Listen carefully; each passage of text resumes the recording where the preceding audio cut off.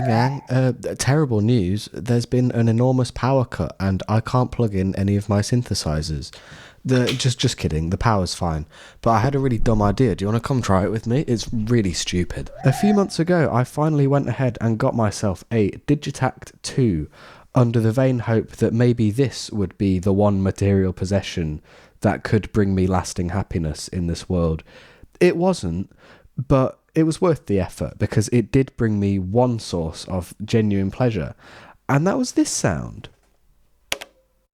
Like, that's an incredible sound. I love it. And to be clear, this blatant misunderstanding of the appeal of music technology is by no means a new thing for me, because about 6.5 years ago now, I got my first big boy synthesizer, which was this Korg Minilogue.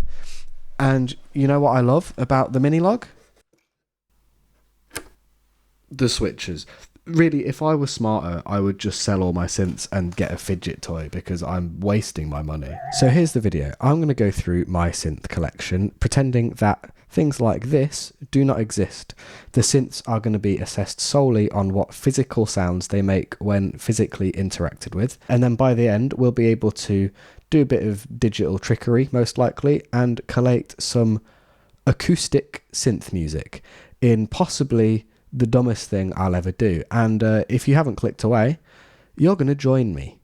Now, this first section of the video is one which I would like to call flipping, tapping, and other general happenings.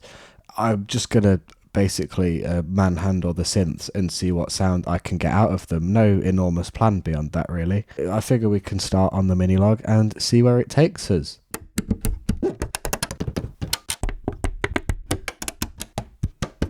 I mean, look, what can you even say about the Minilogue? It's a classic. There's a reason that this is such a strongly recommended synth for beginners, and I think it's probably the quality of the acoustic sounds.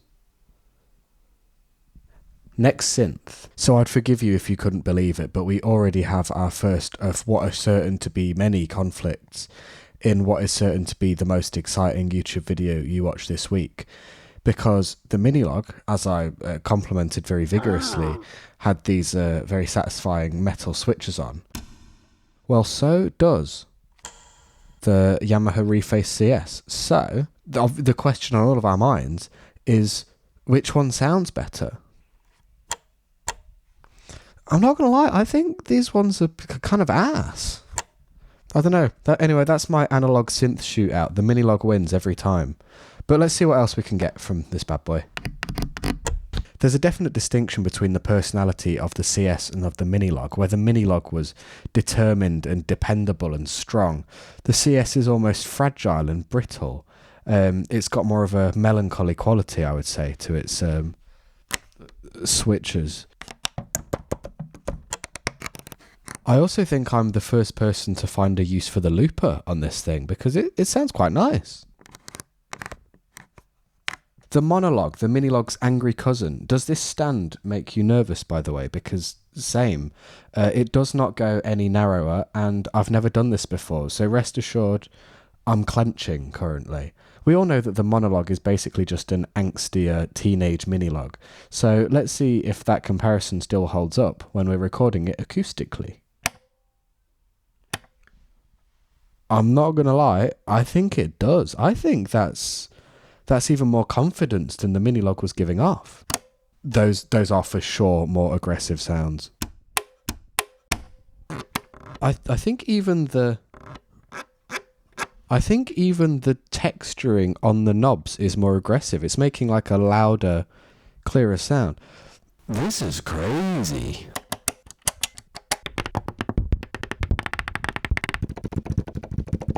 The Minilogue has deeply impressed me. I am very, very happy with this. And I think that somewhere in my deluded mind, it genuinely sounds more aggressive than the Minilogue. The model cycles, not sure what to expect with this one. You know, plastic construction, but I've just been very impressed by a synth at a similar price point just now. So let's see what it can do. Okay, not masses of excitement to be found on the surface, but I feel like the sound of those knobs, I feel like there could be something there if later on we've got to find ourselves digging for tonal sounds. We'll figure it out. Now, I'll be honest, another one here that I've kind of got high hopes for, the Digitakt makes some astonishing noises, both switched on and switched off, but I love the sound of it typing, so I'm going to try and get some clacks, some taps, and all kinds of whacks in between. Oh, hell yeah, that's a confident on switch.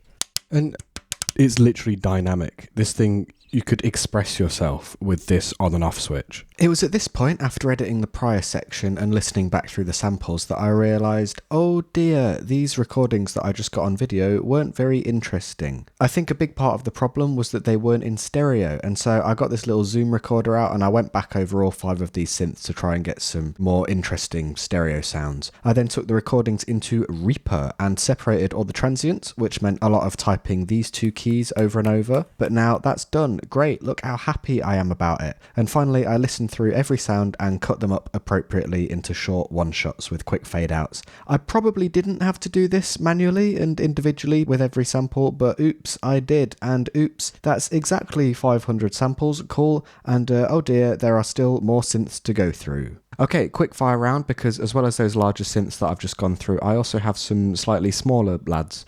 So I'm going to go through those, but I want to make it a little more intimate, you know. How can we record something small in a way that amplifies those nice small characteristics?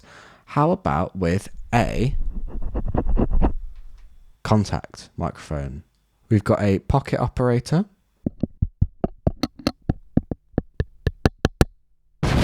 We have this guy, which in England we call the Barcel Castle.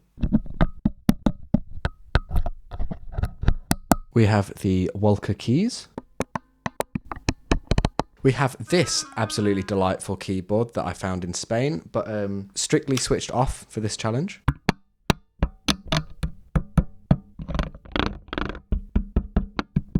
And we've got one of my favourite synths ever, this Monotron. Oh no, it's on. Oh dear.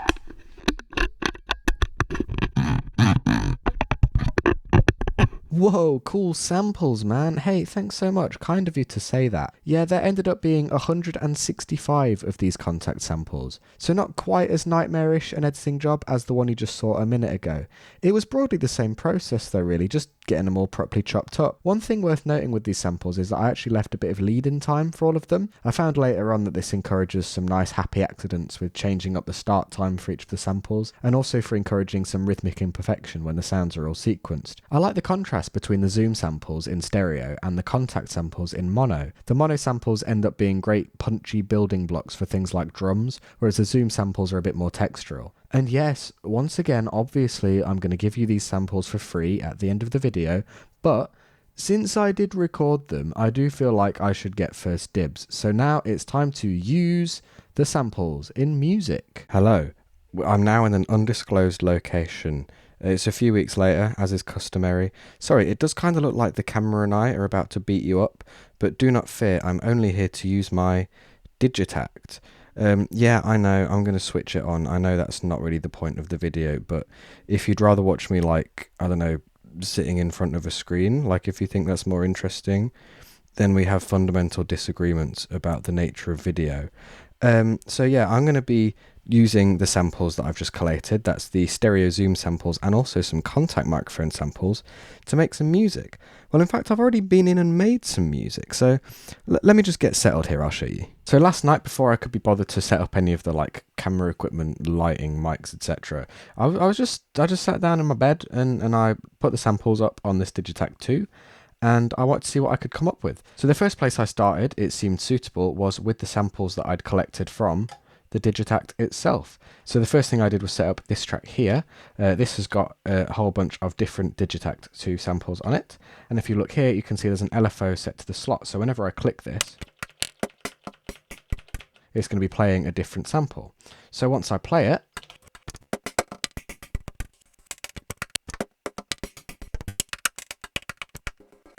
we've already got the start there of you know, quite a nice semi-random hi-hat type pattern. The fact that the samples are all in stereo gives it a nice stereo field without having to really dig much deeper. The next thing I did was add a kick. Now it turns out that adding a kick is very, very easy, because all you need to do in any given case is have a tune envelope which goes down.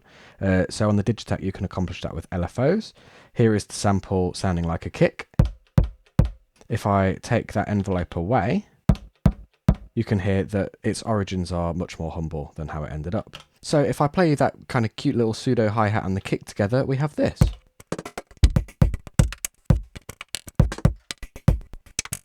And there's also a couple other elements. There's like a cute little keyboard tap. There's these guys, just generic percussion. So when that's all together, that's filled out quite nicely. There's quite a lot going on there, right? The next place to look at would be a snare. In this case, I made the snare out of 2 elements. Now, if you spent much time mixing snares, you'll know that a snare can essentially be broken down into 2 parts spectrally. You kind of get that lower mid thump, and you get the high treble, high mids, noisier sound that comes from the chain on the bottom of the snare. So for designing one here, I actually used 2 tracks. I could have resampled it, I could have been much more clever, but I just wanted a snare pretty quickly. So I accounted for the thump and for the sizzle. Putting those together. So if we add those to our humble beat, we end up with this.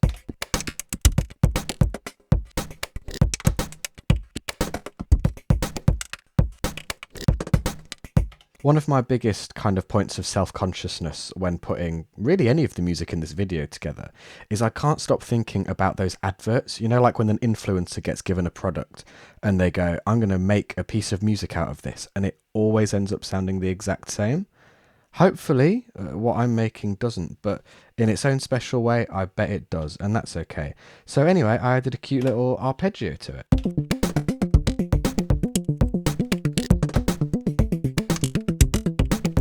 But hang on, how have I got those tonal sounds? Well, if you've used the Digitakt before, you'll know that the way that it works with synth sounds is it actually samples a single cycle of a waveform and then loops it. You know, if I play this sound out of loop mode, it just sounds like a single tiny fragment of audio. It's only via looping that that fragment of audio gets repeated so many times per second that it actually becomes an audible frequency. Now, of course, that sound being in tune is very dependent on the length of the loop that we've set up. So if I start changing this, it starts going out of tune very, very quickly. But that does open up some interesting modulation possibilities. For instance, on this track, you could set up an LFO affecting the start point of that loop. So you can hear it very, very slightly waving. That's because the length of this loop is just slightly changing, and you're getting very, very slight variations that give this almost like wavy, woozy type feel. So let's get a couple of those synths in. There's that cute arpeggio, there's that woozy wavy.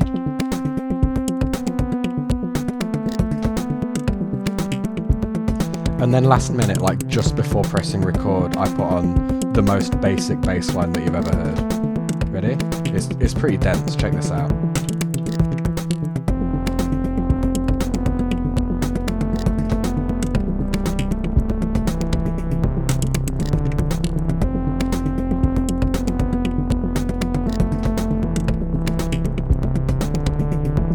Alternate melody.